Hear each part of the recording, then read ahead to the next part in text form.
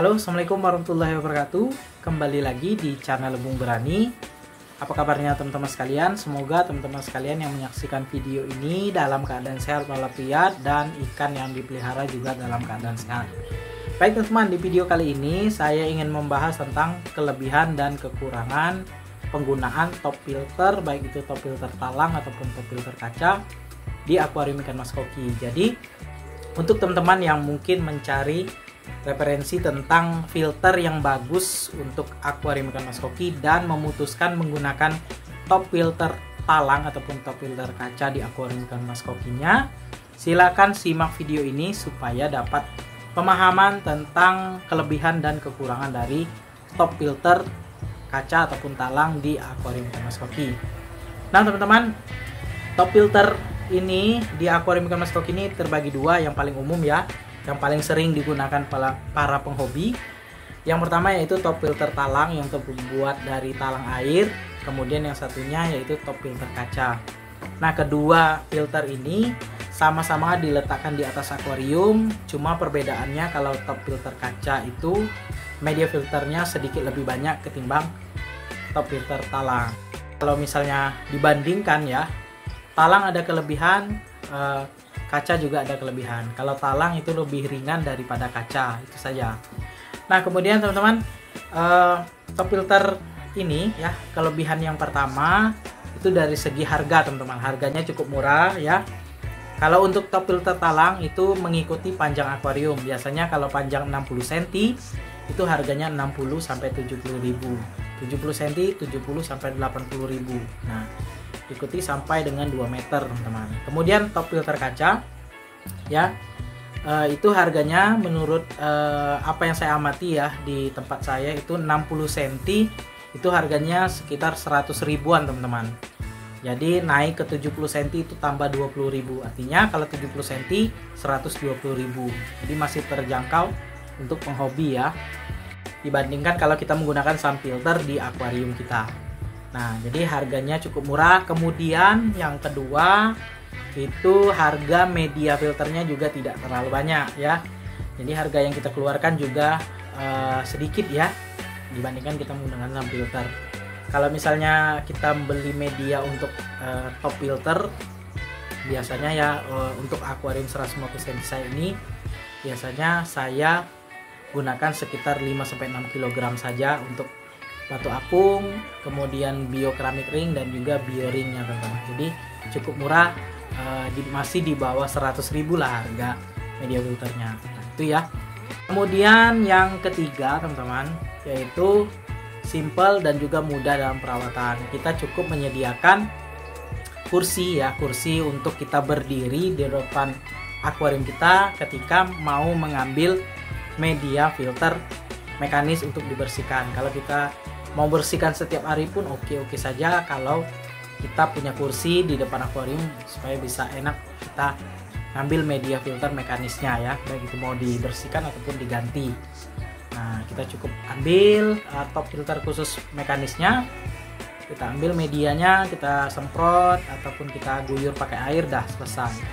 Dibandingkan kalau kita menggunakan sun filter ya, kita angkat seperti jackmat. Biasanya jackmatnya berlapis-lapis ya, jadi cukup banyak, jadi agak sedikit repot teman-teman. Jadi kalau misalnya kita bersihkan tidak terlalu bersih, itu ya kotorannya bisa kembali lagi ke akuarium teman-teman. Nah itu ya.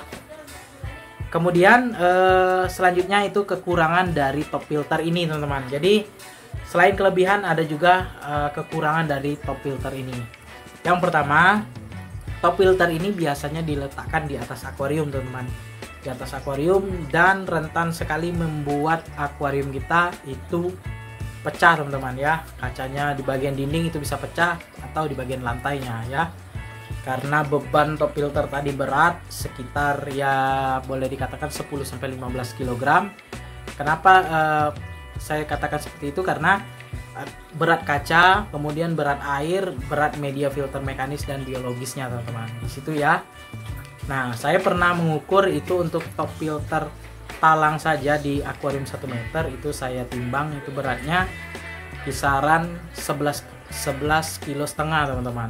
Itu sama media filter mekanisnya. Jadi wajar-wajar saja bisa membuat kaca akuarium pecah teman-teman. Itu ya.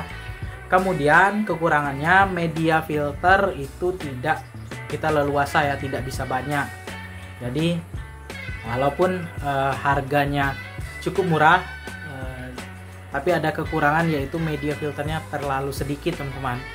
Kalau misalnya kita tidak maksimalkan dengan baik, maka yang terjadi air akuarium kita akan cepat kotor teman-teman. Nah kemudian yang ketiga kekurangannya yaitu top filter ini teman-teman. Kalau misalnya talang ya, itu talang itu kita tidak bisa dimodif terlalu ya. Kalau misalnya sump filter kita bisa buat sepanjang akuarium, lebarnya bisa sebesar akuarium ya, tergantung, kita bisa custom. Tapi kalau misalnya kita menggunakan talang, itu ya seukuran talang itu saja, lebarnya 13 cm, panjangnya ya mengikuti panjang akuarium kita saja. Kalau misalnya top filter kaca kita paksakan seperti itu, seperti yang saya bilang tadi, kekurangannya bisa membuat akuarium kita bisa pecah teman-teman.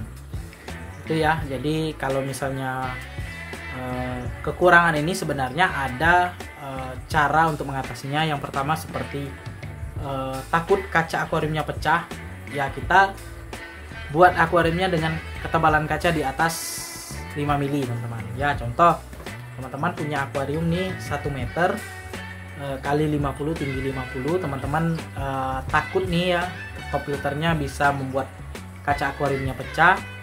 Yang pertama, alas akuariumnya harus tebal ya, di atas 5 mili, di atas 5 mili ya ininya, busa styrofoamnya atau busa atinya, alas akuariumnya agak sedikit tebal. Kemudian kaca akuariumnya di atas 6 mili teman-teman. Jadi 8 mili atau 10 mili atau 12 mili lebih bagus teman-teman. Jadi bebas kita bisa menggunakan top filter kaca ya, lebarnya disesuaikan saja ya. Paling lebar itu ya sekitar 25 cm, tingginya 25 cm. Kalau kacanya di atas 10 mili ya. Kalau 10 mili ukuran 1 meter ya masih kuat lah ya untuk menampung top filter seperti itu. Kemudian opsi yang kedua, teman-teman bisa buat tatakan sendiri atau tempat filter sendiri di dinding rumahnya ya, dibor menggunakan paku beton ataupun pakai mesin ya, dibor buat rak sendiri untuk top filternya, jadi aman. Jadi beban top filter tadi diangkat oleh dinding rumah kita. Nah itu solusinya ya kalau teman-teman masih mau menggunakan top filter ya.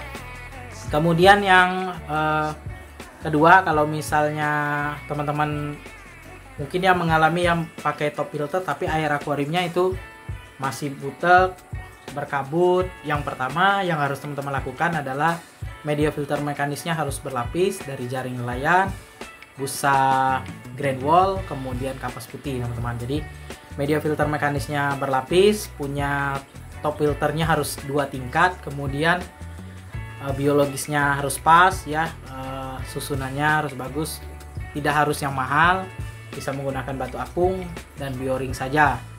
Kemudian ikan yang dipelihara jangan terlalu banyak, itu saja. Kalau misalnya kita terlalu banyak ya, mau sebagus apapun filter kita ya tentu saja itu bisa cepat membuat air akuarium kita itu berkabut ataupun kotor, kotorannya menumpuk, ikan kita bisa kena penyakit teman-teman. Itu ya.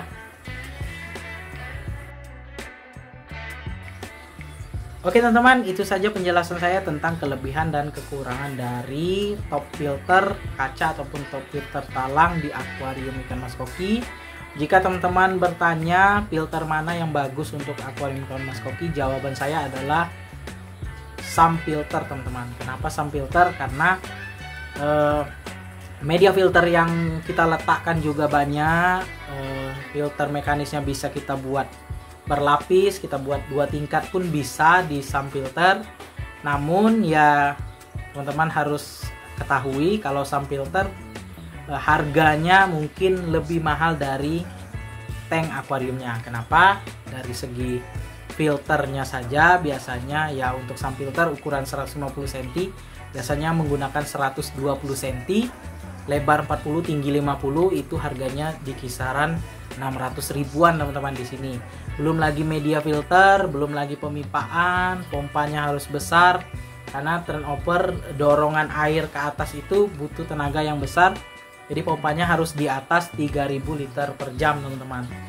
Itu jadi pertimbangan kalau misalnya kita mau cari yang murah ya kita tetap menggunakan top filter baik itu talang ataupun kaca di akuarium ikan mas koki. Yang penting kita rajin ya merawat air ya, nggak rajin ganti air, membersihkan media filter, kemudian pelihara ikan mas kokinya jangan terlalu banyak. Oke teman-teman, sekian dulu video saya kali ini tentang kelebihan dan kekurangan dari top filter kaca dan top filter talang di akuarium ikan mas koki. Semoga bermanfaat. Jangan lupa dukung terus channel Lebung Berani dengan cara subscribe, like, komen, serta share videonya agar channel Lebung Berani makin berkembang dan terus menginspirasi teman-teman sekalian.